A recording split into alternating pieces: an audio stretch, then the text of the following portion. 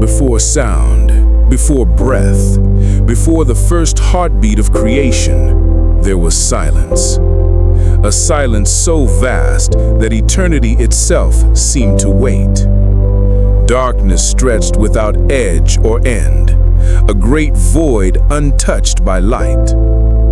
And in that stillness, unseen, unheard, the Spirit of God hovered over the deep. Then came a pause, a sacred moment when the universe held its breath, and from that eternal silence, a voice broke through. A voice older than time, yet alive with power. A voice that did not echo because nothing yet existed to reflect it. It simply was. Let there be light, and light was. It tore through the endless dark like a sword of fire, pure, radiant, unstoppable. The first dawn without a sun, the first glow without flame. Darkness fled before it as creation began to take its first trembling steps into being.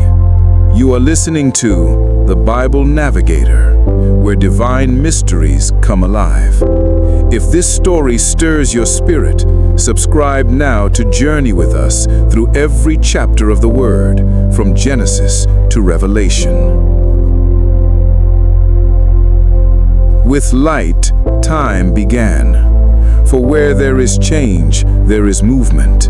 And where there is movement, time is born. God separated the light from the darkness, and day was distinguished from night. But this was no ordinary day. This was the first day, the beginning of beginnings. And God saw that the light was good. It pleased him, not because he needed it, but because it reflected his glory. What was once a formless void now had rhythm, order, purpose.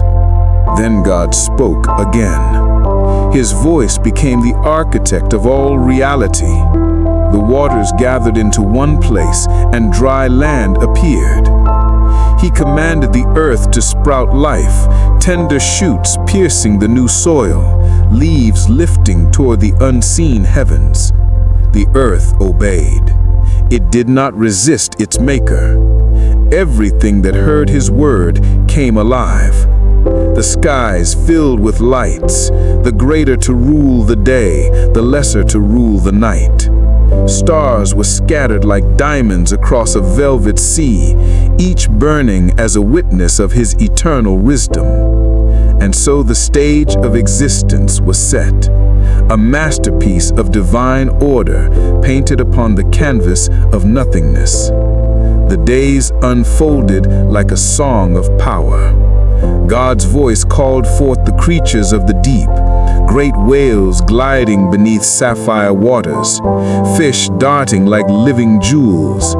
Then came the birds, riding the wind with songs of freedom, their wings brushing the new dawn. Next came the beasts of the earth. From the lion's roar to the ant's tiny step filled the land with motion and sound. The world was now alive with wonder. Yet still, among all these, one creation was still missing. Something in his divine heart longed to share more than existence, to share relationship. And then he said, "Let us make man in our image, after our likeness."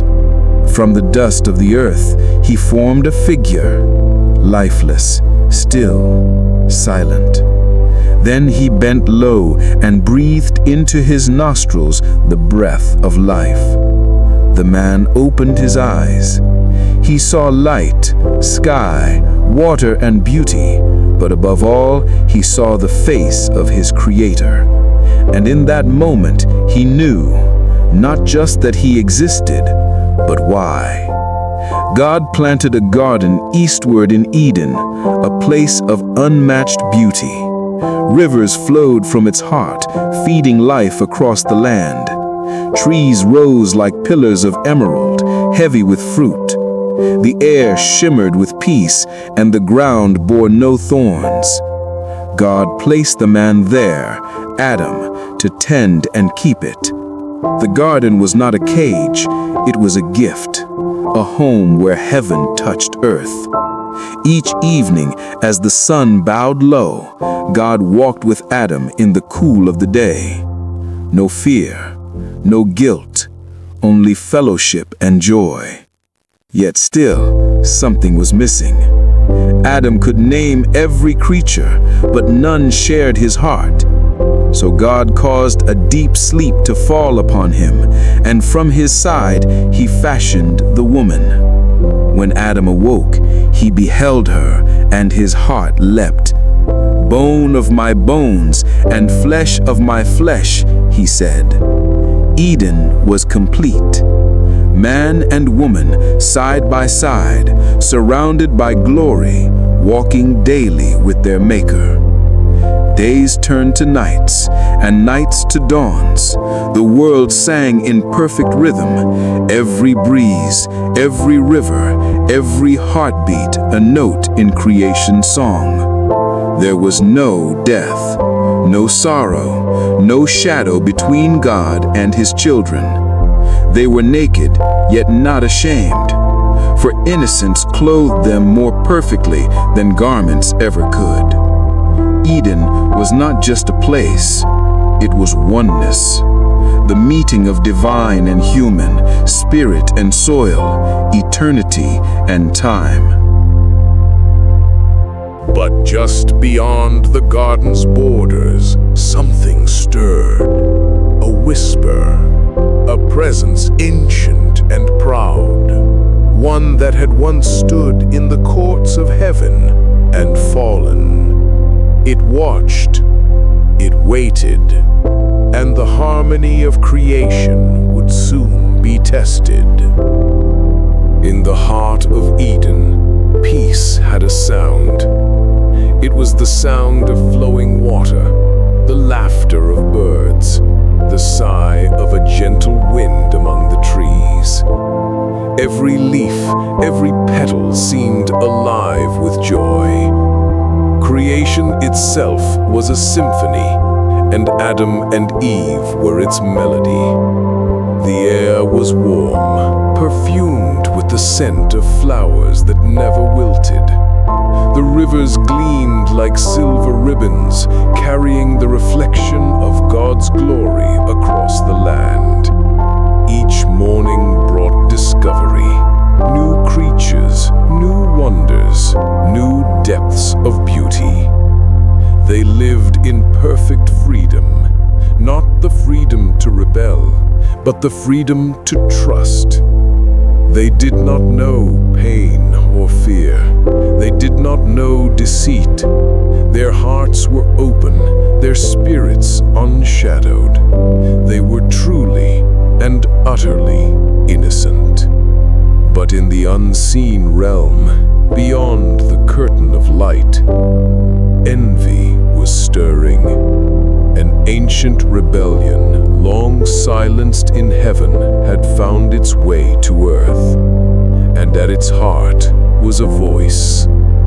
Before the world began, before the dust became flesh, there was one among the heavenly hosts, radiant, powerful, wise.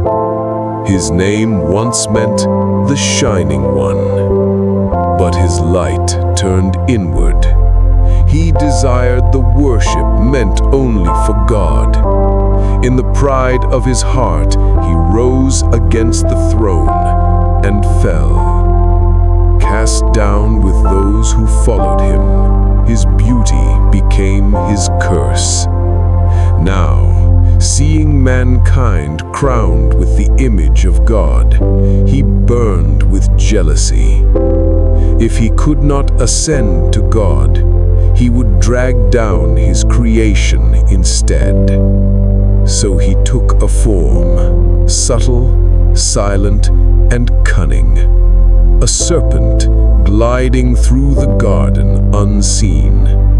Not yet the creature of terror it would become, but graceful, curious, almost mesmerizing.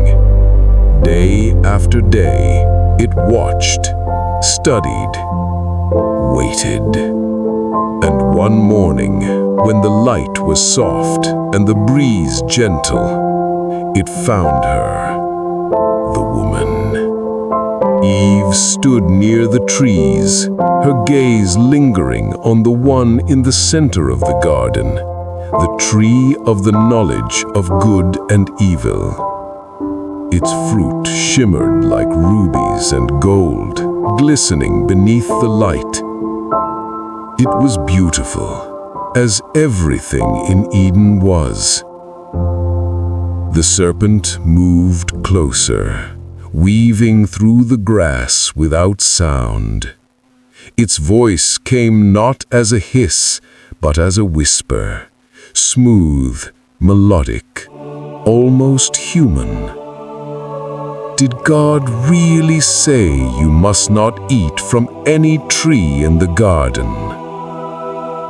Eve turned, startled, yet unafraid.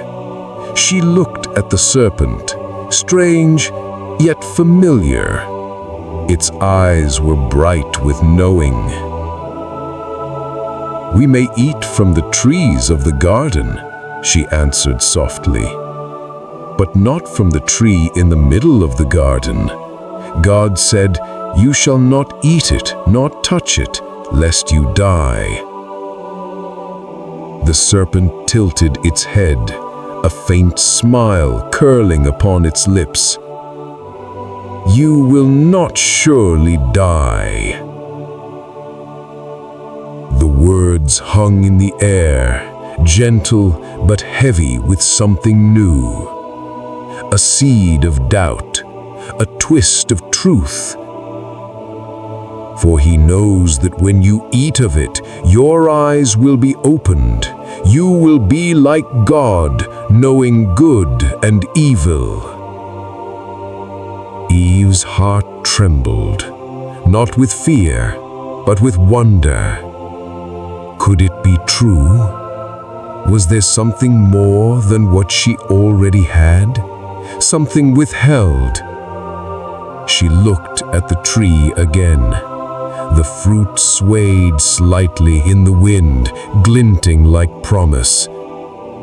It was pleasing to the eye. It looked good for food, and now it seemed desirable to make one wise. The garden seemed to fade around her. The river's song grew distant. Even the voice of conscience, that soft echo of divine truth, grew quiet. The whisper returned, softer this time, close as breath. "He only fears what you might become." And in that moment, the first spark of pride entered the human heart. She reached out. Fingers brushed the fruit's surface. It was smooth, cool, perfect. She hesitated, just long enough for choice to take root. Then she took it and ate. The act was small, a single bite. Yet in that instant, creation shuddered. The light dimmed ever so slightly. The song of Eden faltered, a single discordant note that would echo through all of time. She turned to Adam, who had been near her all along. He saw the fruit in her hand, the brightness in her eyes, and she gave to him, and he ate. No thunder rolled, no flame descended. At first, nothing seemed to happen, but inside them, something changed. Their eyes were opened, and they saw what they had never seen before, their own nakedness. Shame, a word unknown to them, became real. They looked at each other, and the innocence that once bound them now felt like exposure. The once living air of Eden had changed. Where joy once lingered like fragrance, sorrow now sat heavy upon the breeze. Leaves rustled, not with the laughter of creation, but with the trembling of fear. The man and his wife stood beneath the ancient trees, their eyes wide, their souls bare. They had eaten. The fruit was sweet, too sweet, and in that taste the world shifted forever. Knowledge poured into their hearts like fire. They saw their nakedness, and with it came the weight of shame. The innocence that clothed them like light was gone, and for the first time they felt the sting of distance, the ache of being separated from the one whose voice once walked with them in the cool of the day. Adam turned to Eve, his voice trembling. "What have we done?" The words were small, fragile against the vastness of what had just been lost. Eve could not answer. Her hands shook as she clutched the leaves that tried to hide her shame. They could still feel the pulse of the forbidden fruit in their veins, its knowledge burning, whispering, changing them. They heard him coming. The familiar sound of footsteps through the garden, gentle and patient. But this time the sound brought not peace, but fear. They hid among the trees, the same trees that once bowed in joy at his presence. Creation itself seemed confused, as if it too knew that something sacred had been broken. Then his voice, calm, unhurried, yet filled with sorrow. "Adam, where are you?" Not because he didn't know, but because man needed to hear the question, needed to face the truth of where his choice had taken him. Adam stepped forward, his head low, his voice barely a whisper. "I heard your voice in the garden, and I was afraid because I was naked, and I hid myself." And the voice replied, "Who told you that you were naked? Have you eaten from the tree which I commanded you not to eat?" Adam's heart broke under the weight of the question. The man who once named the beasts now could not name his own guilt. "The woman whom you gave to be with me, she gave me of the tree, and I ate."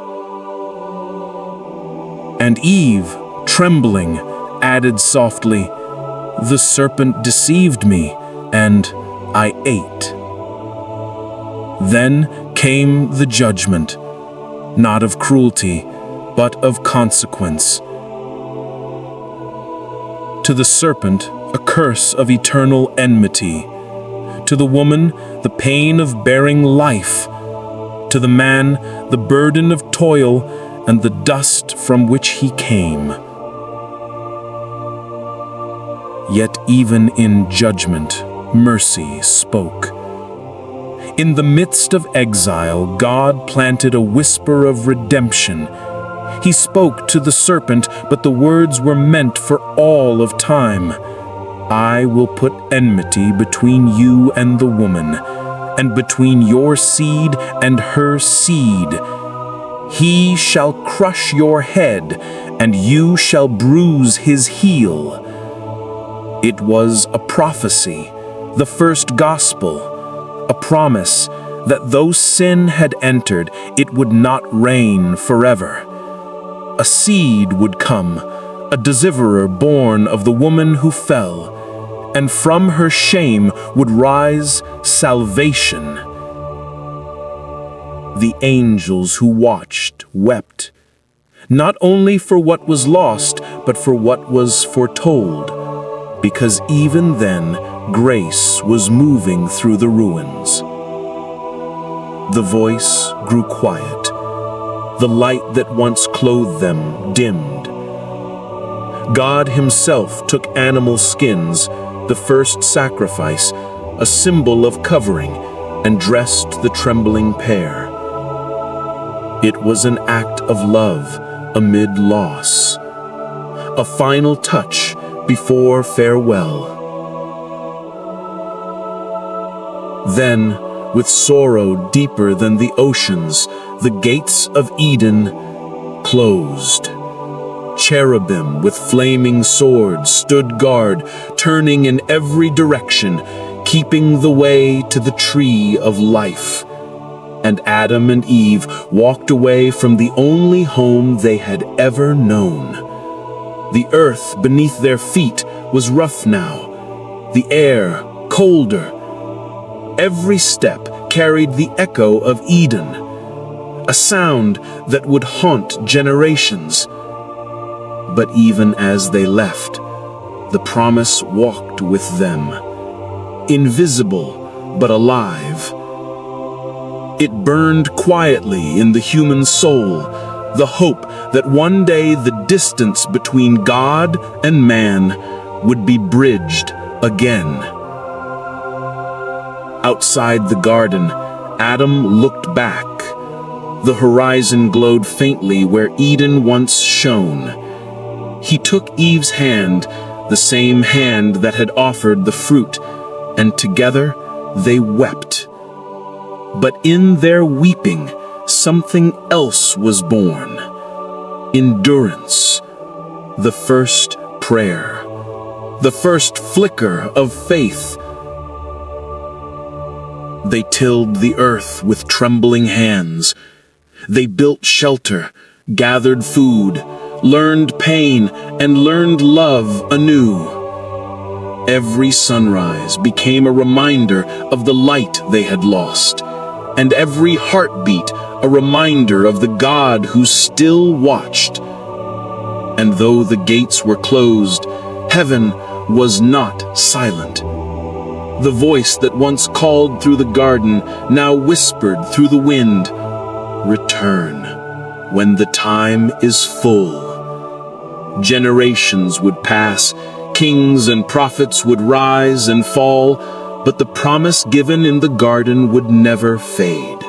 It would echo through ages, through Abraham, through David, through the prophets' cries, until one night, in a manger, the seed would come. And in that child, the head of the serpent would begin to crumble. The curse would meet its cure. The exile would find its end.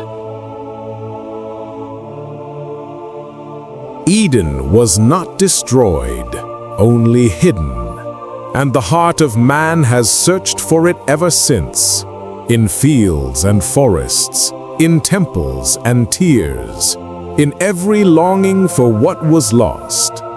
But the same voice that once spoke light into the void still calls across the ages, "Come home." Because even in exile, the promise lives. You just listened to the Bible Navigator, where divine mysteries come alive. If this story stirs your spirit, subscribe now to journey with us again through every chapter of the Word, from Genesis to Revelation.